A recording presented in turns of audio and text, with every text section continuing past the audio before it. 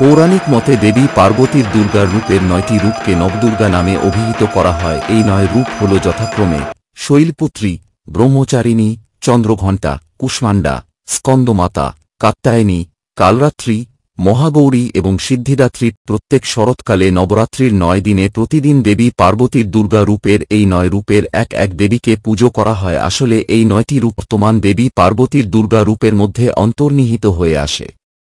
এই রূপে দেবী পার্বতী বধ করেছিলেন দুর্গম অসুরকে। শৈলপুত্রী, এই দেবীর দক্ষিণ হস্তে ত্রিশূল আর বাম হস্তে কমল আছে, তাই দেবীর অপর নাম শূলধরিণী। ইনি পূর্বজন্মে দক্ষ নন্দিনী সতী দেবী ছিলেন। দক্ষের অমতে তিনি শিবকেই বিবাহ করেন। প্রতিশোধে দক্ষ এক শিবহীন যজ্ঞের আয়োজন করেন। বিনা নিমন্ত্রণে সতী দেবী পিত্রালয়ে গিয়ে অনেক অপমানিত হলেন ও সতী রূপে আবির্ভূত মহামায়া দেহত্যাগ করলেন। এরপর ভগবান শিব দক্ষ যজ্ঞ ধ্বংস করেন। এই দেবী মহামায়া পর জন্মে হিমালয় কন্যা পার্বতী রূপে জন্ম নেন। শৈলরাজ হিমালয়ের কন্যা হবার জন্য দেবীর এক নাম শৈলপুত্রী এবং পরজন্মে তিনি দেবাদিদেব শিবকেই পতি রূপে বরণ করলেন। নবরাত্রির প্রথম দিনে মা শৈলপুত্রীর আরাধনা করা হয়। মা শৈলপুত্রীর বাহন বৃষ। ব্রহ্মচারিণী, মা পার্বতীর নবশক্তির দ্বিতীয় রূপ হলেন ব্রহ্মচারিণী। এখানে ব্রহ্ম শব্দের অর্থ হল তপস্যা। ব্রহ্মচারিণী অর্থাৎ তপশ্চারিণী বা তপ আচরণকারী। কথিত আছে যে বেদস্তত্ত্বম তপ ব্রহ্মবেদ, তত্ত্ব এবং তপ হল ব্রহ্ম শব্দের অর্থ। দেবী ব্রহ্মচারিণীর রূপ জ্যোতিতে পূর্ণ, অতি মহিমামণ্ডিত। দেবী ডান হাতে জপের মালা এবং বাঁ হাতে কমণ্ডলু ধারণ করে আছেন। চন্দ্রঘণ্টা, এই দেবীর মস্তকে অর্ধচন্দ্র অবস্থান করে, তাই দেবীকে চন্দ্রঘণ্টা নামে ডাকা হয়। দেবীর এই স্বরূপ পরম কল্যাণকারী। এনার শরীরের রং স্বর্ণের মতো উজ্জ্বল। এই দেবী দশভুজা।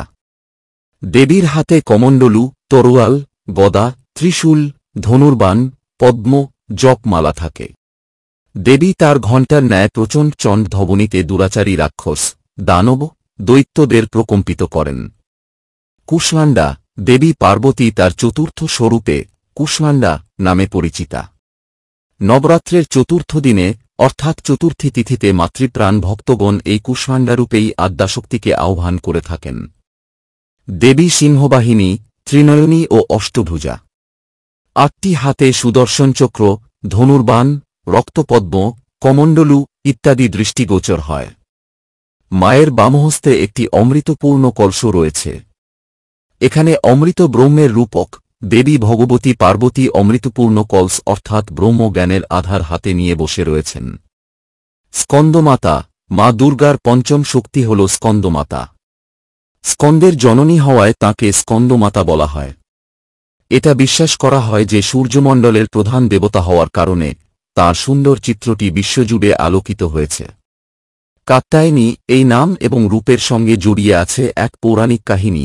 বৈদিক যুগে কাত্যায়ন নামে এক ঋষি ছিলেন। এক পুত্রের পিতা কাত্যায়নের ইচ্ছে হয় একটি কন্যা সন্তান লাভের। দেবী পার্বতীর তপস্যা করে তিনি অভীষ্ট পূর্ণ করেন। তার স্তবে তুষ্ট হয়ে স্বয়ং দেবী পার্বতী জন্ম নেন মহারিষি কাত্যায়নের কন্যরূপে। তখন তার নাম হয় কাত্যায়নী। নবরাত্রির ষষ্ঠ দিনে আরাধিতা হন ভক্তদের কাছে। দেবী পার্বতী এই রূপ নিয়ে মহিষাসুরকে বধ করেন। কালরাত্রি, নবদুর্গার রূপের মধ্যে কালরাত্রি দেবী হলেন কৃষ্ণবর্ণা। আলুলায়িত কেশে তিনি ধাবিত শত্রুর দিকে। তার কণ্ঠে বিদ্যুতের মালিকা। ত্রিনয়নী দেবীর শ্বাস প্রশ্বাসে বেরিয়ে আসে আগুনের হলকা। ভীষণ দর্শনা দেবীর ৩ হাতে অস্ত্র, এক হাতে ভক্তদের প্রতি বরাভয়। এই রূপেই উপাসিত হয় কালিকা রূপে। তবে এই রূপেও দেবী ভক্তের শুভ করেন, তাই অন্যদিকে তিনি শুভঙ্করী। দেবীর বাহন গর্দব। ভক্তরা তার পুজো করেন নবরাত্রির সপ্তম রাতে। মহাগৌরী হিন্দু পুরাণ মতে হিমালয় কন্যা ছিলেন গৌরবর্ণা। শিবের তপস্যা করে রৌদ্রে তিনি কৃষ্ণা হন। মহাদেব যখন গঙ্গাজল দিয়ে তাকে স্নান করান তখন তিনি হয়ে ওঠেন ফর্সা। তার এই রূপের নাম হয় মহাগৌরী। প্রচলিত বিশ্বাস, নবরাত্রির অষ্টম রাতে তার পুজো করলে সব পাপ ধুয়ে যায়। সাদা পোশাক পরিহিতা, 4 হাত বিশিষ্টা দেবীর বাহন ষাঁড়। দেবীর এক হাত শোভিত বরাভয় মুদ্রায়, বাকি 3 হাতে থাকে পদ্ম, ত্রিশূল এবং ডমরু। সিদ্ধিদাত্রী হিন্দু শাস্ত্রে বর্ণিত আছে নবদুর্গার নবম তথা শেষ রূপ হল সিদ্ধিদাত্রী।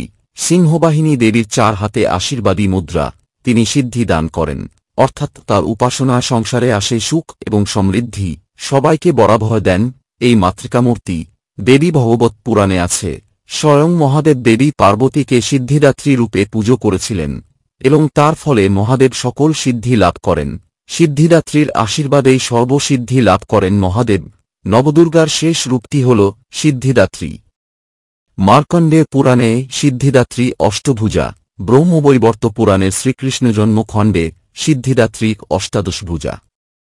সিদ্ধিদাত্রী চতুর্ভুজা রূপেও দেখা যায়, সেখানে তিনি শিবের আরাধ্য। এই হল নবদুর্গার চর্চিত কাহিনী। ভিডিওটি ভালো লাগলে লাইক, কমেন্ট ও শেয়ার করুন আর নিয়মিত আপডেট পেতে চ্যানেলটিকে সাবস্ক্রাইব করুন এবং বেল আইকনে গিয়ে ক্লিক করুন।